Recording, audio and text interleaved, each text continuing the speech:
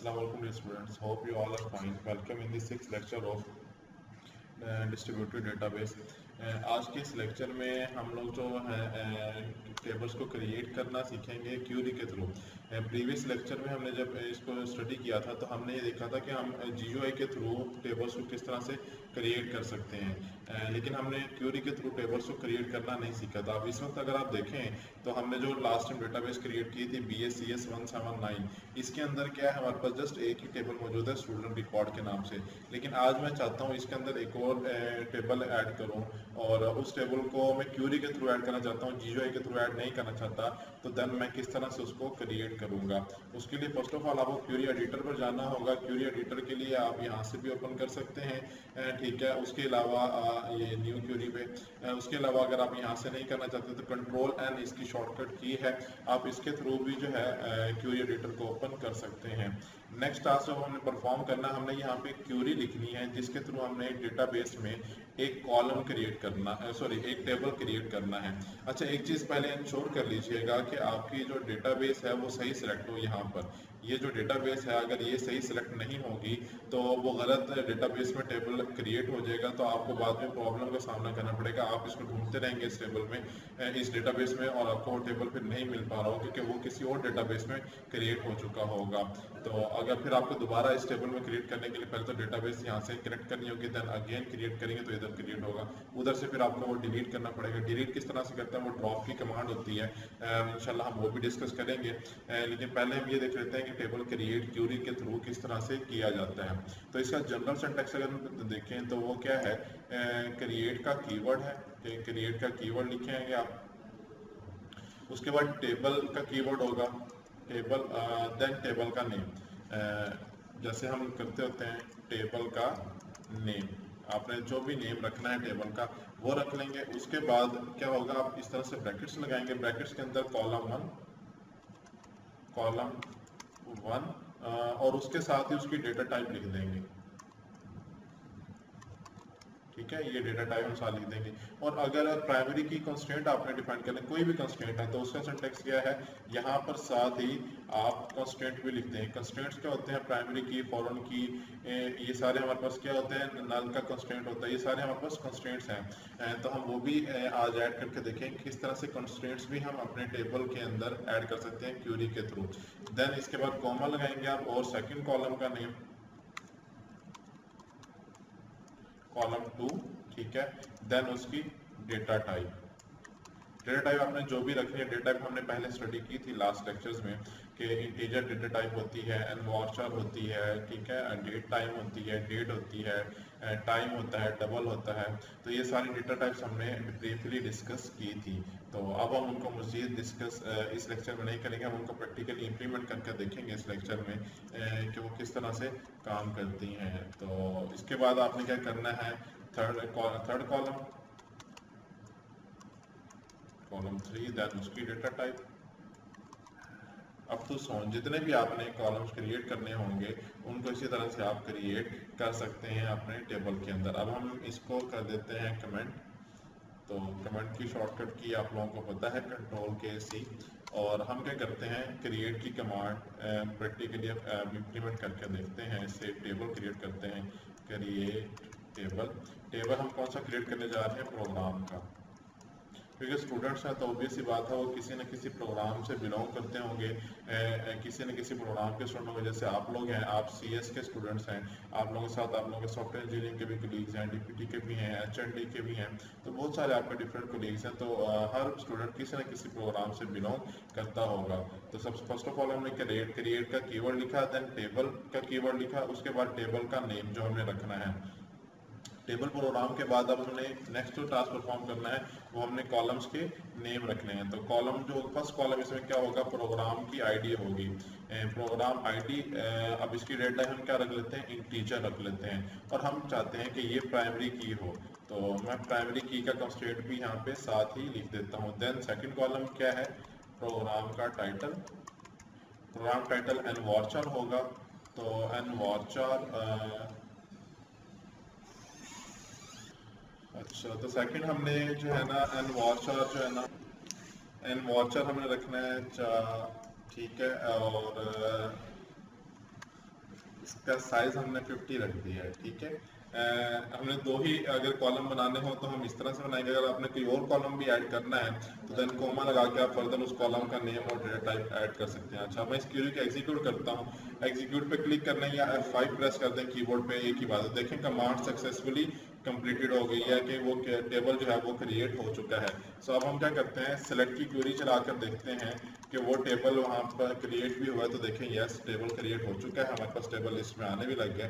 तो ये देखें टेबल क्रिएट हो चुका है, लेकिन इसके अंदर रिकॉर्ड अब कोई भी मौजूद नहीं है। तो रिकॉर्ड आप लोगों ने इंसर्ट की क्वेरी सीख ली है ऑलरेडी। तो आपने क्या करना है, इंसर्ट की क्वेरी के थ्रू इसमें रिकॉर्ड ऐड करना है। एटलीस्ट 5 to 10 जो है ना रिकॉर्ड्स आपने ऐड करने हैं, और ऐड करके मुझे बताना है कि सर हमने ये काम कंप्लीट कर लिया है, ये टास्क हमारा कंप्लीट हो चुका है। अच्छा, दूसरा काम हम ये करते हैं कि यहाँ तो मैंने प्राइमरी की डिफाइन कर ली है, ठीक है। लेकिन मैं ये चाहता हूँ कि ये जो टेबल है, मैं इसमें सिलेक्शन जो है ना थोड़ी डिफरेंट अंदाज में करवाना चाहता हूँ।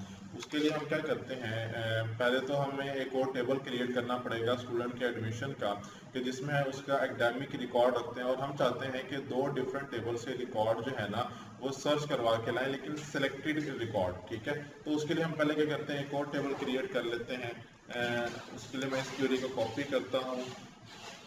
अच्छा, तो मैंने कॉपी करने के बाद यहाँ पर मैं क्या करता हूँ, इसको पेस्ट कर देता हूँ। और अब मैं क्या करता हूँ, इसमें थोड़ा सा चेंज करता हूँ। देखिए अगेन अगर टीपीएल प्रोग्राम में ऐड करना चाहूँ तो वो एरर दे रहा है। तो यहाँ पे अब मैं क्या करता हूँ, टीपीएल एकेडमिक इन्फो के नाम से एक टेबल क्रिएट कर लेता हूँ, ठीक है। और इसके अंदर क्या है, एकेडमिक इन्फो की आईडी हो जाएगी।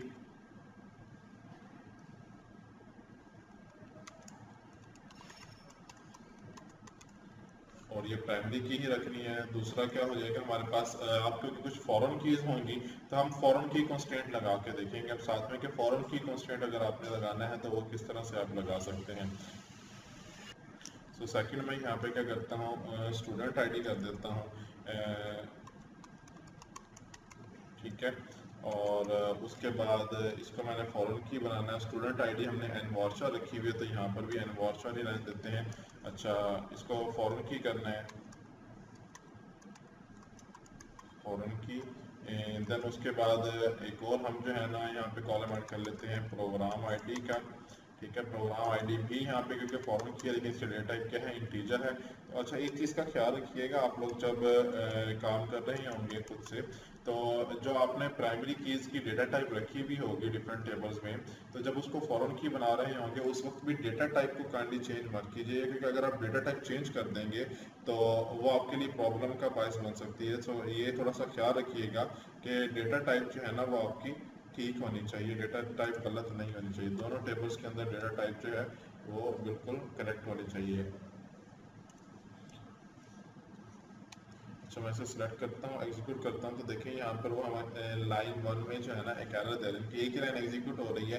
वैसे तो लाइन नंबर 7 बनता है, क्योंकि मैंने सिलेक्ट करके चलाया तो वो एक ही लाइन को एग्जीक्यूट कर रहा है। तो यहाँ पे एरर आ रहा है कि इंडेक्स सिंटैक्स नियर, इनके इस पोजीशन पर जो है ना फॉरेन की जहाँ पे डिक्लेयर कर रहे हैं एनवॉर्चा डेटा टाइप के साथ, तो वहाँ पर वो प्रॉब्लम क्रिएट कर रहा है कि ये जो है ना यहाँ पर कॉमा जो है ना वो करेक्ट नहीं है। तो ये बेसिकली इससे सिंटेक्स में मिस्टेक हो सकती है कि जब आप लोग जो है ना काम कर रहे होते हैं तो अक्सर आप सिंटेक्स में थोड़ी सी मिस्टेक कर सकते हैं, कुछ लिखने में आपसे गलती हो सकती है। तो आप लोग क्या करें इस केस में, क्यूरी को एक दफ़ा अगेन जो है ना वो चेक कर लें कि क्या आपने जो क्यूरी लिखी है वो ठीक है। और दूसरी चीज़ जो है कि आपने जो टेबल्स ऑलरेडी क्रिएट किए हुए हैं उनके साथ जो है ना वो वेरीफाई भी कर लें कि डेटा टाइप उनकी यही है या नहीं जिनमें प्राइमरी की डिफाइन है। तो हम क्या करते हैं, फर्स्ट ऑफ ऑल चेक कर लेते हैं कि हमारे पास जो इनके स्टूडेंट का रिकॉर्ड का टेबल है उसके अंदर इसकी डेटा टाइप क्या है।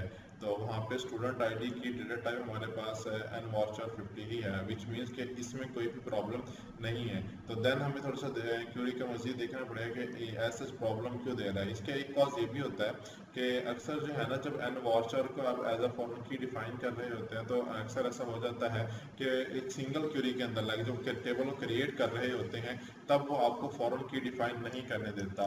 तो उसका फिर हल ये भी होता है कि हम पहले जो है ना टेबल को क्रिएट कर लेते हैं, उसके अंदर कॉलम्स क्रिएट कर लेते हैं, देन उसके बाद जो है ना बाद में हम कॉन्स्ट्रेंट उस पर अप्लाई कर लेते होते हैं। उससे ये होता है कि हमारा जो प्रॉब्लम होता है वो इजीली रिजॉल्व हो जाता है।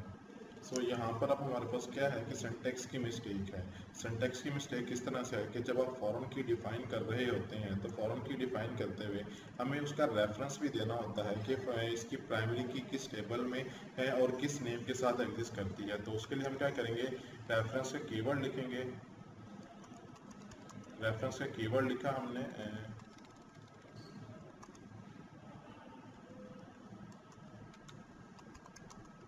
और देन उसके बाद हम टेबल का नाम लिखेंगे आगे कि हमारे पास जो टेबल है वो टेबल क्या है हमारे पास। ठीक है, टेबल कौन सा हमारे पास, TBL स्टूडेंट्स रिकॉर्ड है। आप यहाँ से भी देख सकते हैं, ये देखें TBL स्टूडेंट्स रिकॉर्ड है,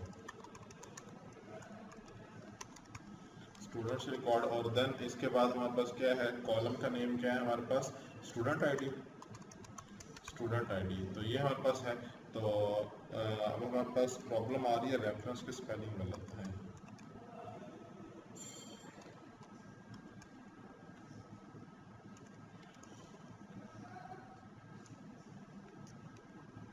तो ये हमारे पास रेफरेंस स्पेलिंग की प्रॉब्लम थी, तो रेफरेंस स्पेलिंग हमने ठीक कर लिया। तो देखिए अब एरर ख़त्म हो गया है। तो हमारे पास क्या है कि स्टूडेंट हमने इसका रेफरेंस पास कर दिया है। सिमिलरली यहाँ पर हम क्या करेंगे, रेफरेंस दे देंगे रेफरेंसेस। ठीक है, क्योंकि रेफरेंस नहीं जस्ट लिखना था, रेफरेंसेस लिखना था। और उसके बाद टेबल कौन सा है, ये TBL प्रोग्राम है हमारे पास, प्रोग्राम, और उसमें प्रोग्राम आईडी है। ठीक है, तो एक चीज़ का ख्याल रखिए कि जितनी ब्रैकेट्स आप ओपन करेंगे उतनी ही ब्रैकेट्स क्लोज भी होनी चाहिए। अब मैंने इस क्यूरी को सिलेक्ट किया, सिलेक्ट करने के बाद F5 प्रेस करता हूँ तो देखिए क्यूरी एग्जीक्यूट हो गई है सक्सेसफुली, और टेबल भी क्रिएट हो चुका है। हम टेबल अगर देखना चाहें कि टेबल क्रिएट हुआ है या नहीं, तो वो भी हम सिलेक्ट ऑल फ्रॉम TBL, तो देखिए यहाँ पर डायनेमिक इन्फो का टेबल हमारे पास आ रहा है। ये देखिए इसके अंदर हमारे पास 3 कॉलम्स है, एक डायनेमिक इन्फो का, स्टूडेंट आईडी का, प्रोग्राम आईडी का। अच्छा, अगर हम यहाँ पर इन टेबल्स को देखना चाहें तो मैंने आप लोगों को लास्ट टाइम भी बताया था कि अभी देखिए टेबल्स के अंदर जस्ट एक टेबल शो हो रहा है, बाकी 2 टेबल्स हमने क्रिएट किए वो शो नहीं हो रहे। उसके लिए आपको क्या करना पड़ेगा, राइट क्लिक करके रिफ्रेश पर क्लिक करना होगा। आप जैसे रिफ्रेश पर क्लिक करेंगे तो आपके सामने जितने टेबल आप क्रिएट किए आपने वो सारे शो हो जाएंगे। अच्छा, यहाँ पे हम चेक करना चाहते हैं कि कीज़ कितनी है, तो ये देखें यहाँ पे 3 कीज़ हैं। एकेडमिक इन्फो के अंदर जो है ना हमारे पास टोटल 3 कीज़ हैं। ये 2 फॉरेन कीज़ हैं। ठीक है, ये देखें प्रोग्राम आईडी और स्टूडेंट आईडी हमारे पास क्या है, फॉरेन कीज़ हैं, जबकि हमारे पास एकेडमिक इन्फो आईडी क्या है, प्राइमरी की है। अगर हम इसको एक्सपेंड करके देखें, ये देखें तो हमारे पास इस पर क्लिक करने पे हमें क्लियर हो जाता है कि ये देखें यहाँ पे ये लिखा हुआ प्रोग्राम।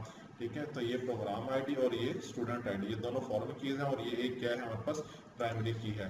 सो होप सो आपको ये क्लियर हो गया होगा। अब आपने क्या करना है, आपने एक टास्क परफॉर्म करना है कि इन सब के अंदर रिकॉर्ड्स ऐड करने हैं। रिकॉर्ड्स किस तरह से ऐड करने हैं, पहले तो आपने प्रोग्राम्स के टेबल में, स्टूडेंट्स के टेबल में रिकॉर्ड ऐड करना है कि जितने भी स्टूडेंट्स हैं उन सबका रिकॉर्ड ऐड करना है, एटलीस्ट 10 स्टूडेंट्स।